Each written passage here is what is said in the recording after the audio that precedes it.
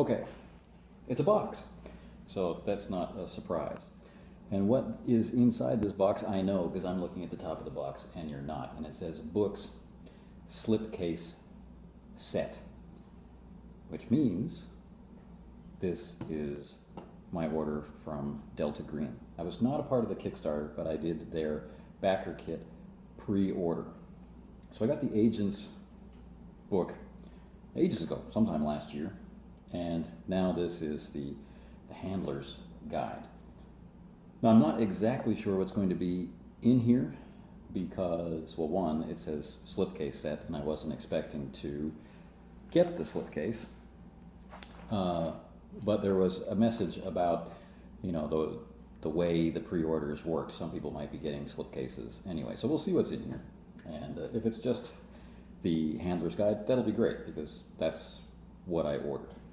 Now, I'm doing this video because if you notice the box here, you'll see, you know, the usual stuff. It has been brutalized in the post office, or through the post, as it were.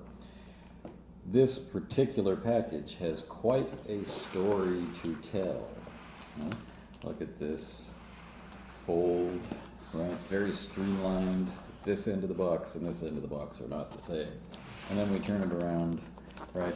Clearly something has been going on here. Okay, this is how it came to me in the post.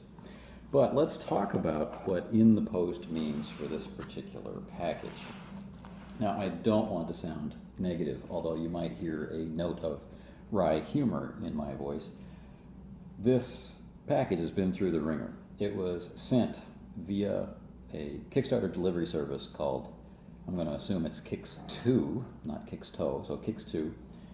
And they sent me a message on July 2nd saying the package had been sent and giving me a tracking number, which is nice.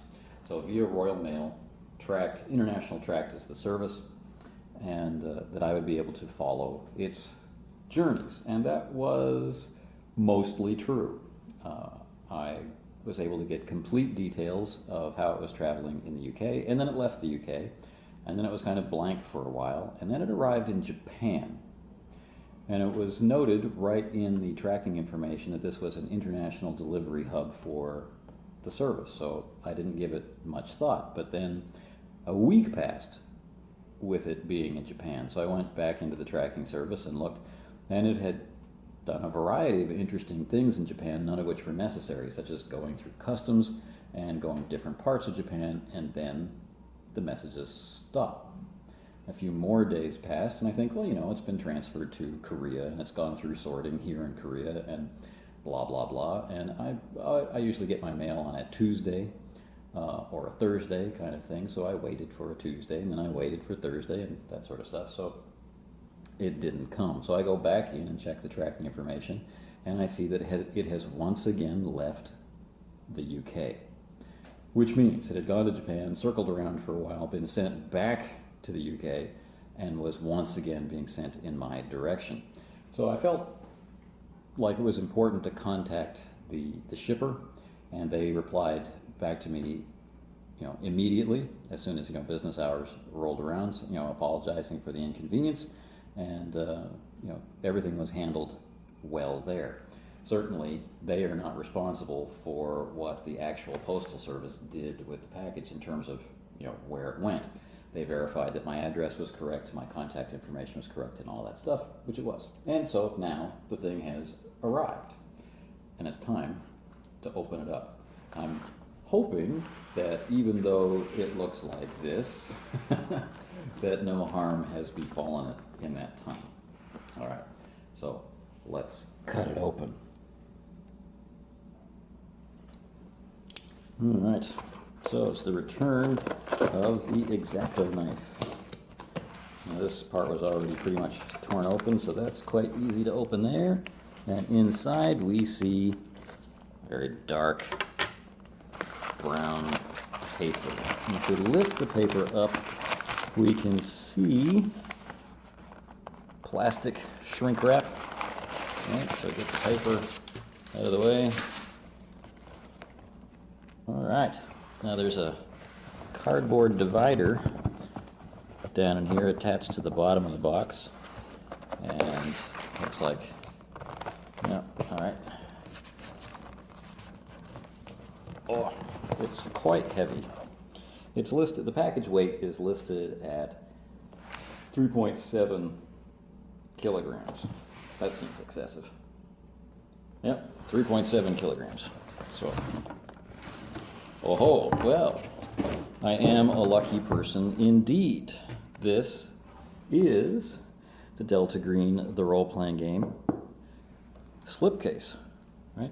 I really, honestly, wasn't expecting it to arrive this way, but look at that. Not only is it the Slipcase, it's another copy of the Agent's Handbook, and there had been a mention of that in the, the Kickstarter backer comments, but I never thought that it would apply to me. So Art Dream is really doing some amazing stuff with Delta Green, and deserve all the love and attention that they're getting these days. They always have put out really, really good stuff. All right, let's take a look through the shrink wrap. You can feel textures like hieroglyphs on this face. This face is smooth, but we have our nice green logo and more hieroglyphs on this side with the Delta Green logo. Right? So that's pretty fantastic. Another thing that I find very impressive, as I was saying, the books are exactly the same size, right? And the spine text is even, right? So often we see, as we look down at a line of books, that the actual dimensions of the book don't match, and the spine text is all over the place for no reason that non-publishers can fathom. Of course, if you've worked in publishing, it's still a little bit mysterious and annoying, but wow, they have really, really taken a lot of care. So let's take the shrimp wrap part way off. I still have to get this home, so I want to leave it in the case, but let's watch this. All right. That's a sign of well-fitting books, right? All right, so the cover of the Handler's Guide, here we see before us, it's pretty grim, right? The Delta Green Handler's Guide. I'll show it to you in a different angle here in a minute, right? Very lovely, right? And the back, suitably colorful and horrific, right? And then we've seen this before on the channel, the Agent's Handbook, right? Which, with its channel-appropriate cover, wouldn't you say? And it's very grim and evocative back cover. Welcome to the apocalypse, indeed. Now let's take a look at these books from a different angle. As you can tell, as they're in the slipcases, corners are perfect.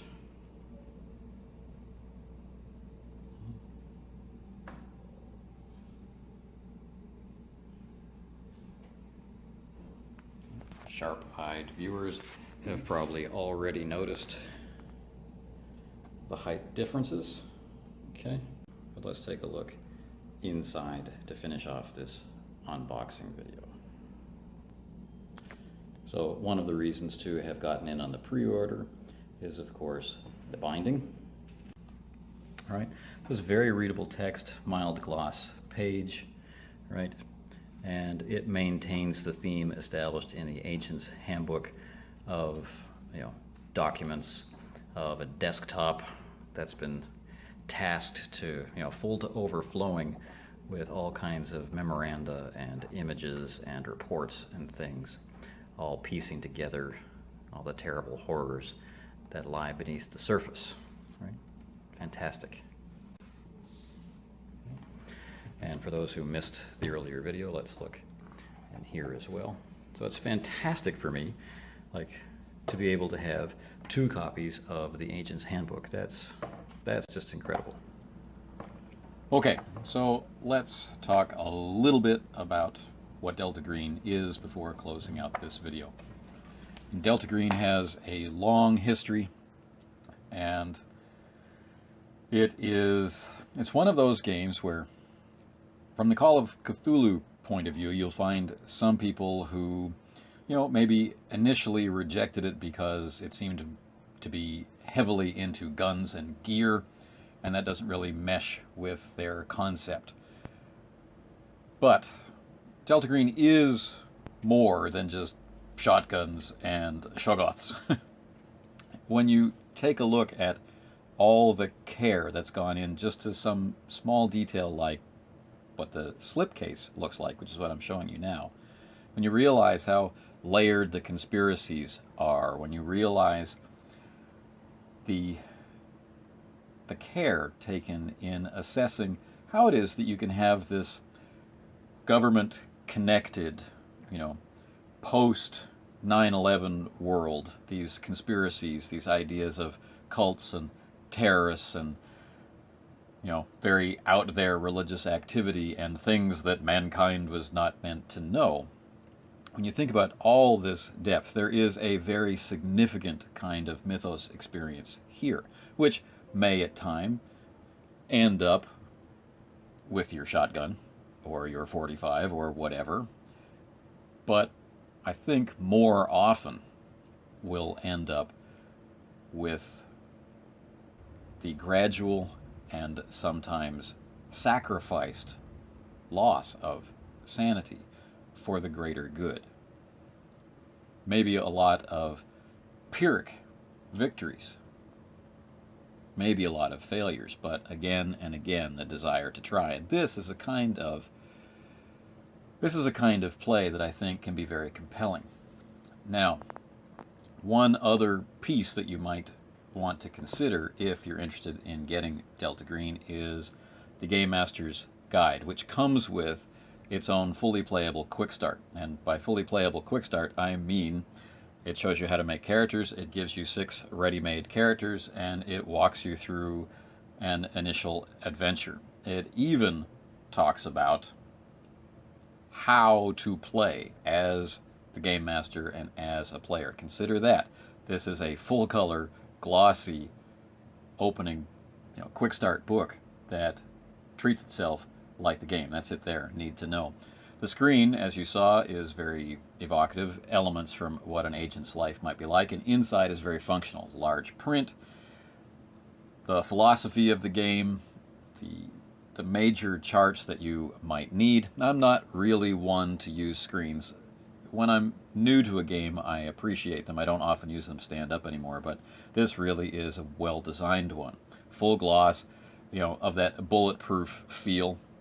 And if you just want to do, a quick session of Delta Green, you can grab Need to Know. This is it here. Use the session, use the characters, or not, repurpose the characters, whatever. But there's enough game just in this little bit to play. If you want to go a little bit further, there's the Agent's Handbook, which is really everything you need to play.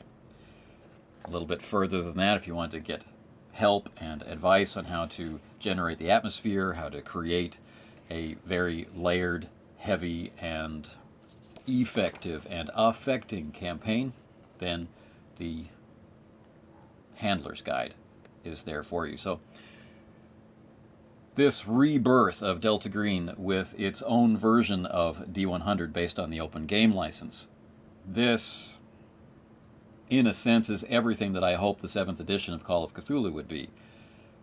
Mechanics that directly address issues that people felt that they had, that were real, and enable you to play the game better. So, this brings about an end to this unboxing and overview of the game. Thanks for listening.